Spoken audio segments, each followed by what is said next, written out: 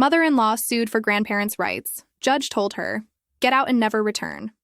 While my best friend tried to steal my business, I already had her passwords. "Ashley, honey, you just focus on getting better. I'll take care of everything with the business while you're in the hospital." Those were the last words my best friend, Maya, said to me before she tried to steal my entire online empire.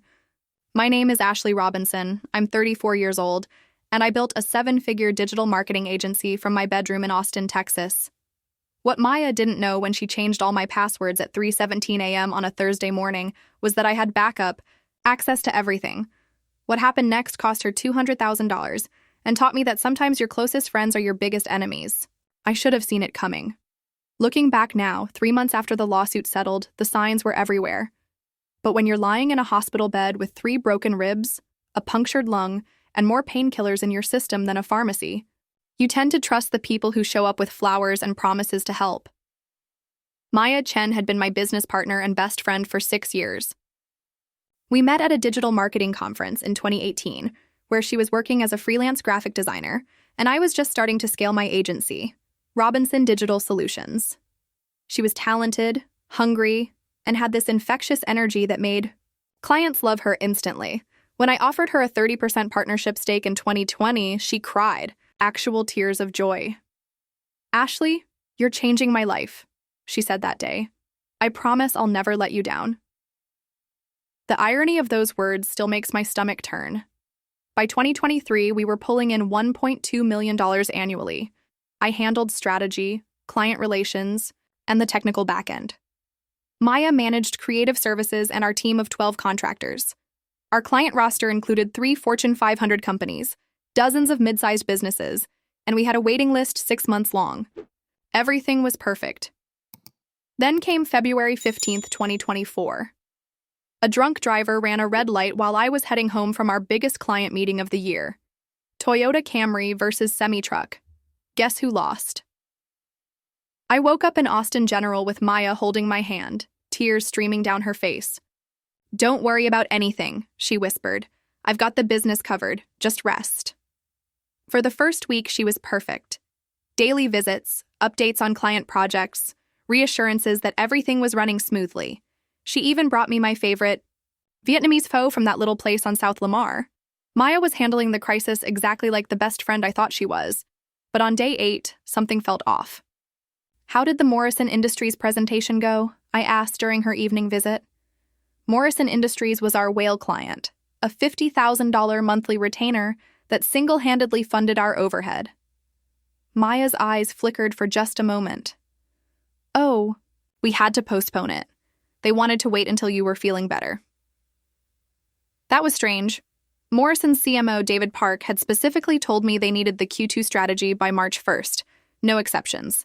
Their competitor was launching a major campaign, and timing was everything. "Did you explain the urgency?" David was really clear about the deadline. "Yeah, I talked to him. He said it could wait." Maya's smile seemed forced. "Don't stress about it, Ash. You need to focus on healing." I nodded and smiled back, but something cold settled in my chest. Maya had been on dozens of calls with David. She knew he never, ever moved deadlines. David Park treated marketing deadlines like heart surgery. Life or death, no room for delays. That night I couldn't sleep, not because of the pain meds, but because Maya's story didn't add up. At 2:30 a.m., I carefully reached for my phone and tried to log into our company Slack channel. Invalid password. Weird. I tried our customer management system. Invalid password. Our Google Workspace account. Invalid. Password. My company email bounced back. Account does not exist.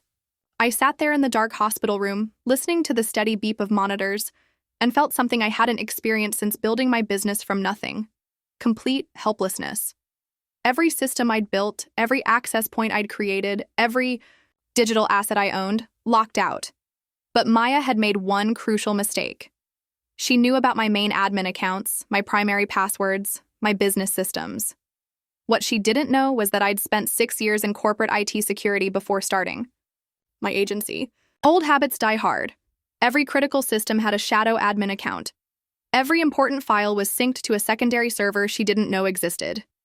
Every client contract, every financial record, every piece of intellectual property was backed, up to a system I'd built in 2019 and never mentioned to anyone. Not even Maya. I called it my paranoia system, a completely separate infrastructure I'd set up after reading one too many stories about business partners screwing each other over. It cost me an extra $500 monthly, and I always felt silly about it. Until now. At 3:47 a.m., I logged into my shadow system and saw everything. Maya hadn't just changed the passwords. She'd transferred our primary business checking account, all $847,000 of it, into a new account with only her name. She'd contacted our biggest clients and told them I was taking an extended medical leave and that she would be continuing their projects under her new company. She'd downloaded our entire client database, our proprietary marketing frameworks, and our financial records. But the worst part? The part that made me actually nauseous despite the pain medication?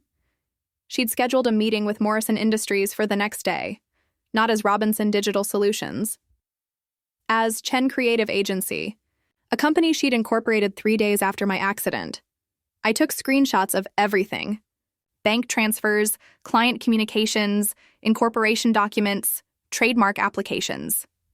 Maya had been planning this for months, just waiting for the right opportunity. My near-death experience was her golden ticket. At 6:15 a.m., my phone buzzed with a text from her. "Hey babe, can't visit today.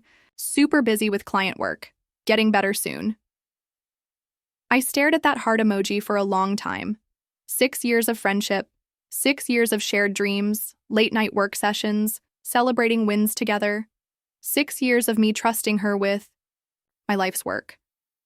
And she'd been ready to steal it all the moment I couldn't stop her. But here's what Maya didn't understand about me. I don't get angry. I get methodical. I spent the next 2 days documenting everything from my hospital bed. Every transaction, every client communication, every file transfer. I reached out to my lawyer, Patricia Hendricks, who'd handled our business incorporation. Patricia had warned me years ago about partnership agreements and the importance of ironclad contracts. "Ashley, I'm looking at your partnership agreement now," Patricia said during our call. "Maya just violated about 15 different clauses, but more importantly, what she's doing is textbook theft of trade secrets and breach of fiduciary duty. We're talking criminal charges, not just civil." Then, I made a call that changed everything. "David, it's Ashley Robinson. I know Maya told you I was unavailable, but I'm calling from the hospital. We need to talk." David Park's voice went cold immediately. "Ashley, Maya told us you'd suffered serious brain trauma and wouldn't be able to work for at least 6 months. She said your partnership was dissolving and that Chen Creative would be taking over all our projects. We signed with her yesterday. Brain trauma. My medical records showed broken ribs and a punctured lung. No head injury at all. David, I'm sending you some documents right now. I need you to see something." I forwarded him the screenshots of Maya's client outreach, her incorporation documents, and our original partnership agreement. David was quiet for a long time. "Jesus Christ, Ashley. She completely lied to us.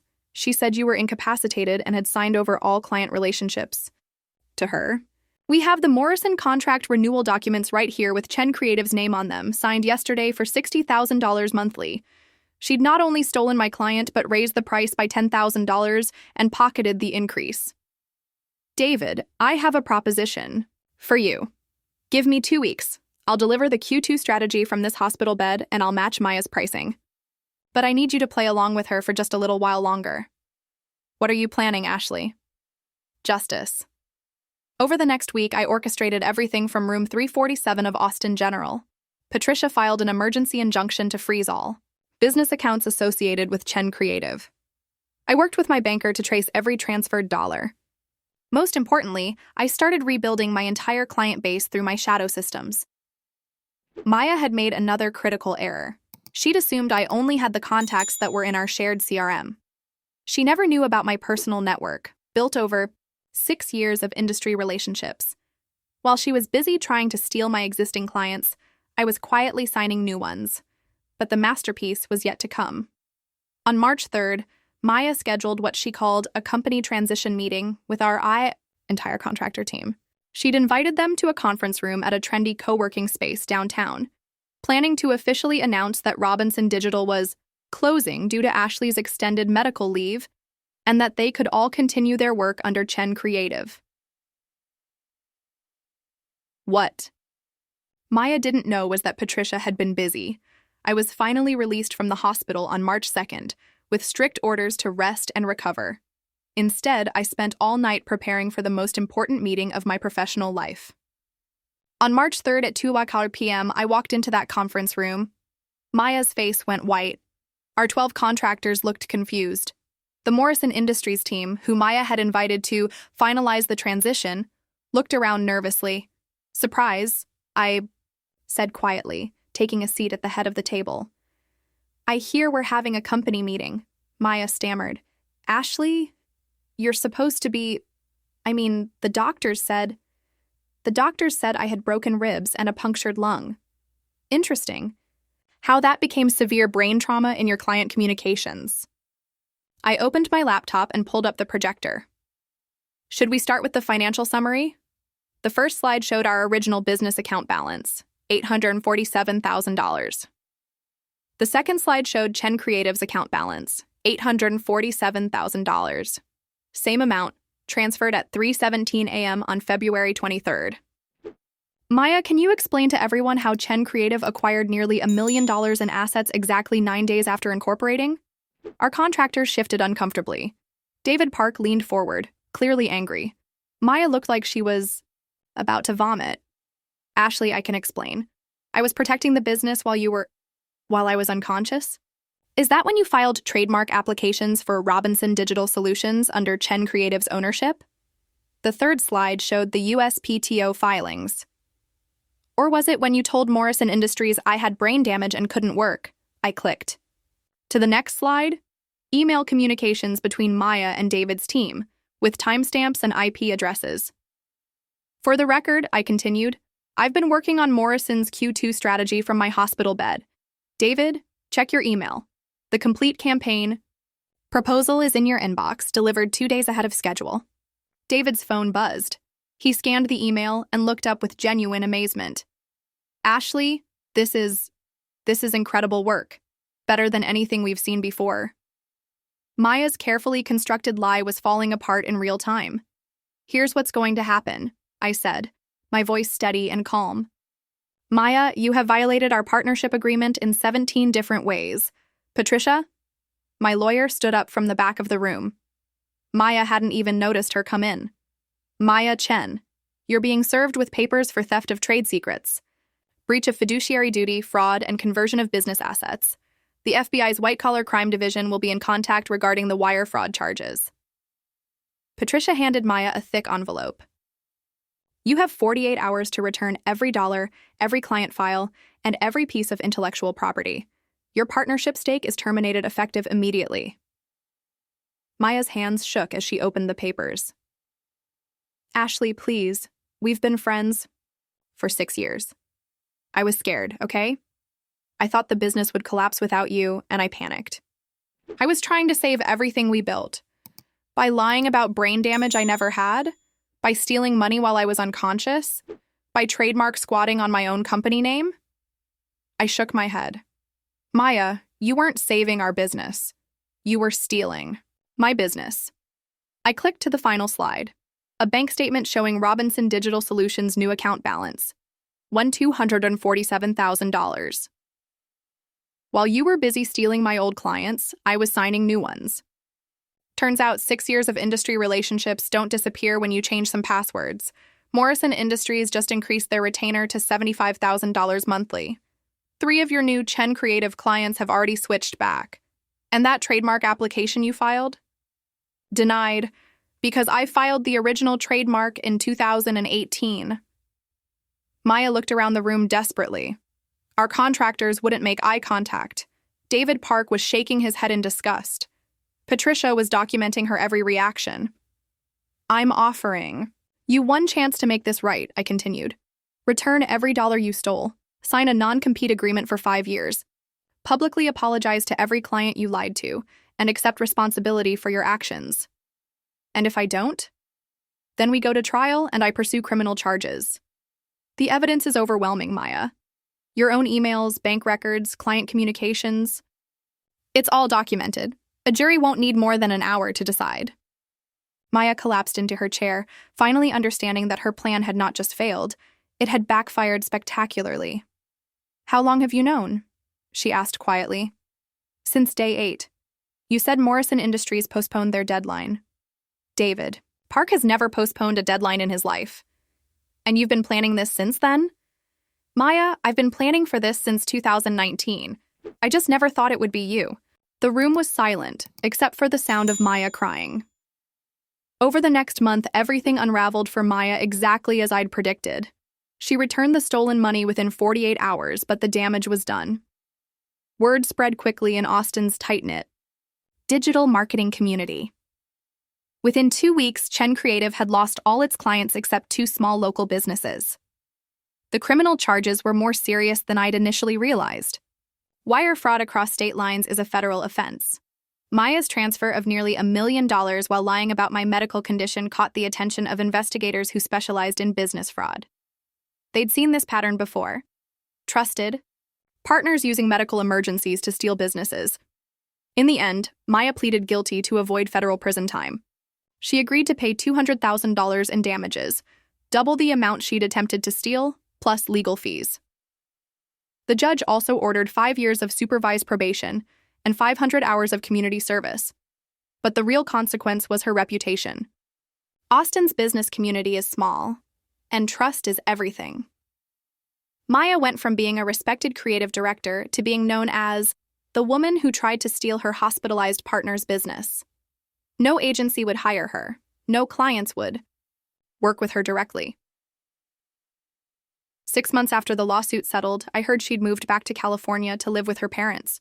Robinson Digital Solutions, meanwhile, thrived beyond my wildest expectations. The story of Maya's betrayal and my methodical response spread throughout the industry, not as gossip, but as a cautionary tale about business partnerships and the importance of protecting your assets. Clients appreciated the transparency and my professional handling of the crisis.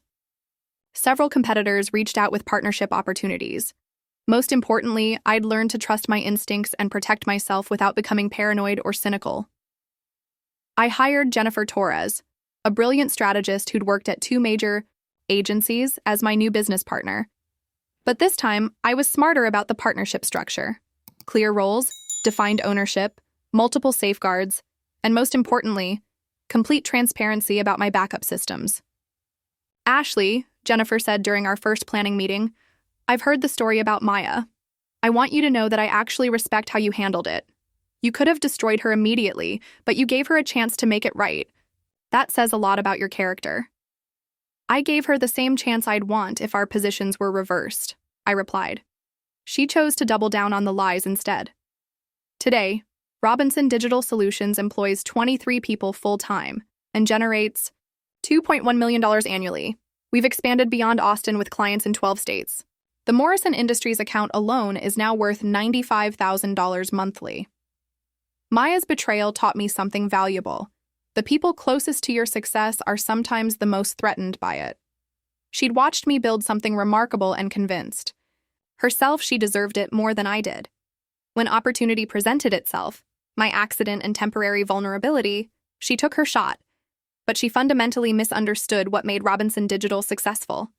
It wasn't the client list or the bank accounts or the fancy systems. It was 6 years of relationships, reputation, and consistent delivery. You can't steal trust. You can't duplicate experience. You can't forge the kind of professional reputation that gets built one successful project at a time. The hardest part wasn't the business betrayal. It was losing someone I genuinely cared about. Maya and I had shared dreams beyond just making money. We talked about scaling nationally, maybe even internationally. We'd planned to hire more women and minorities in an industry dominated by white men. We'd genuinely enjoyed working together. But when faced with the choice between friendship and greed, Maya chose greed.